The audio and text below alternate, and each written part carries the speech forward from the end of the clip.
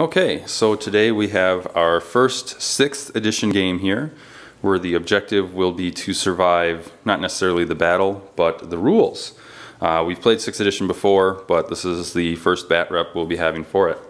Alright, today we are playing the Crusade mission, and we have the Hammer and Anvil deployment type. The battle here is going to be Eldar versus Deathwing. The Eldar list has a large squad of Guardians there. It has a Farseer, it has Uriel, and there's a Dark Eldar detachment, so there's an Archon right there who has joined the squad. In that building there we have a squad of Warriors with a Dark Lance. Here we have an Aegis defense line for the Eldar. We'll get a nice little shot of that. We have the Fire Dragons who will be shooting the defense line, and then a squad of Dark Reapers in there as well.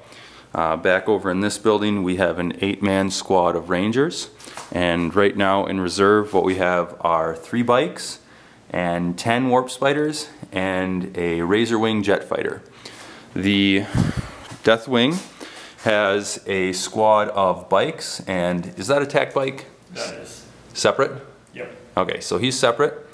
There's a 5-man Terminator squad there, 5-man Terminator squad there, and the Bane of the Eldar is hiding in the far corner here. That's a Whirlwind. So that's an overview of the map there. And in reserve he has a Dreadnought with Multi-Milta Heavy Flamer in a drop pod, Dreadnought with Multi-Milta Heavy Flamer in a drop pod. Over here we have Belial with Lightning Claws. Yep. Sergeant has a Thunderhammer. There's an Apothecary in there and a Banner. 5-man Assault Squad, 5-man Assault Squad, and because they're Dark Angels, the Assault Squads have Cyclone missile launchers. So that's the game. The Eldar are going first, and it is night fight turn 1, so I'll come back after we've moved. Okay, we have completed turn 1, and remember there was some night fighting. So all the Eldar did was the Guardian squad with the 3 characters ran up there, and I shot absolutely nobody because everybody was out of range.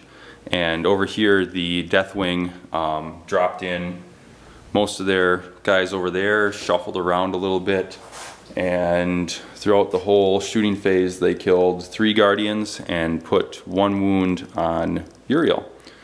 So we're gonna start the top of 2. So we have gone through turn 2. We got some ups and some downs for both armies here. Eldar reserves, most came in here. We got the walkers in over there. The bikes are hiding way back there, and the Valkyrie, which is standing in for a Razorwing Eldar fighter, came in as well. The Warp Spiders decided to not show up on a 2+ roll, which sucked. So what ended up happening there is we claimed the lives of 4 Terminators, and that was it. Lots of shooting, and only 4 guys went down. Then the Deathwing did their moves, and Belial came in. And I'm sorry. We're clearly not playing Deathwing here. This is the Imperial Fists, because they're very yeller. Because all they have done in their big, hard, scary Terminator armor is run away. So basically he backed up to stay away from my shooting. Belial came in back there, very scared. And the overall reason for this is because he had choice of objectives. So we have an objective there and an objective there, and there's only 3 objectives on the board. Tactically it's smart, still very cowardly. So they backed up in their shooting phase. Also we had a drop pod Dreadnought come in. So in their shooting, what they managed to do was kill Uriel, who is gone, dead now, because he managed to take a crack missile to the face and was instant killed. And over here, the Fire Dragon Exarch and 2 other Fire Dragons were killed by a heavy flamer. And that was it. So besides Uriel, the casualties weren't too bad. The rerollable shadow field up there is really sucking down the bolter fire for that squad, which is good. So we are moving into the top of 3 now.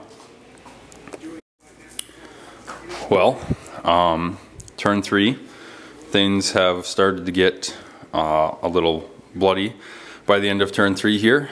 So what we had happen during the Eldar turn is killed a bunch more Terminators and blew away a Dreadnought with those 2 Fire Dragon guys.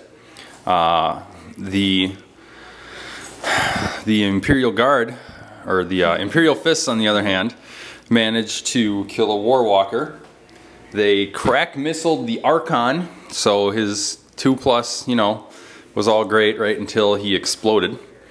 Other than that, oh, they took down the Razor Wing jet fighter. Blew it right out of the sky. Not even a chance in hell.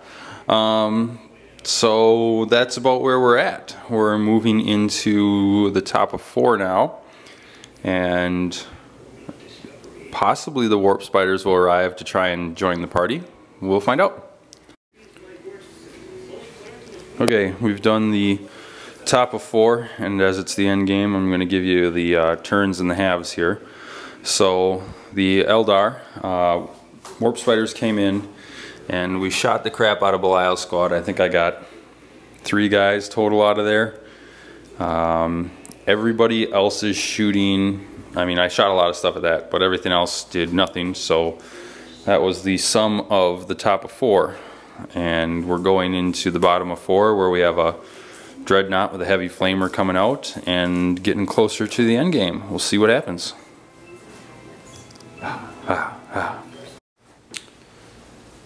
Okay, so we decided to call it at the end of 4 there, as well. The Dark Angels actually decided to show up and, you know, put a hurt on the Eldar. First thing that happened over here was we had a drop pod with a Dreadnought come in and flame the crap out of the warrior squad that was stuck in that building. So basically throwing me off that objective with pretty much no chance of taking that thing back down. Over here we had Belial actually completely managed to, you know, not make it 3 inches into combat. And the bikes though ended up wiping with a combination of shooting from over there and the bikes. They wiped out the Warp Spiders. And over here we had 2 Lightning Claws and the bike 1 combat, and they stayed locked over there with that squad. But generally speaking, without the close combat badasses, they didn't have much of a shot. So we decided to call it, because pretty positive I can't throw 5 Terminators off of that objective, and I've got just nothing over here really to throw them off, and I wasn't going to be able to capture that one. So overall, it was a cowardly day for the Dark Angels, but it was a tactically sound plan and executed very well. So the Eldar didn't do bad, but the Dark Angels, you know, planned it out and, you know, took the game, took the day. So that's pretty much how it breaks down. Mark, any thoughts? No, it was a good game. It was fun. Words of wisdom from Mark. Words of wisdom. Okay, that's all we got. So.